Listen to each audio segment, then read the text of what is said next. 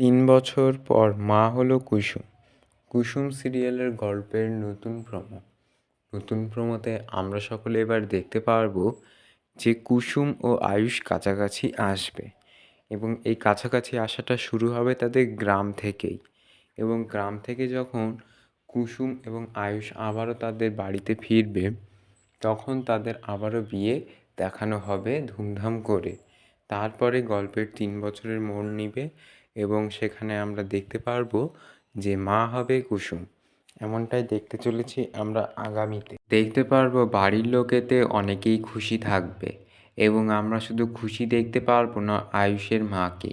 হ্যাঁ দর্শক বন্ধুরা, আমরা আগামীতে এমনটাই দেখতে পারবো, কিন্তু পরবর্তীতে আয়ুষের মাও আস্তে আস্তে কুসুমকে মেনে নেবে। তাহলে দর্শক বন্ধুরা, আপনারা কমেন্টস করে বলুন যে ৩ বছর পর মা হলো কুসুম, এইটা দেখতে কতটা এক্সাইটেড আছেন। এরকমই এক্সক্লুসিভ ভিডিও পেতে চ্যানেলটিকে লাইক দিয়ে এক্ষুনি সাবস্ক্রাইব করুন।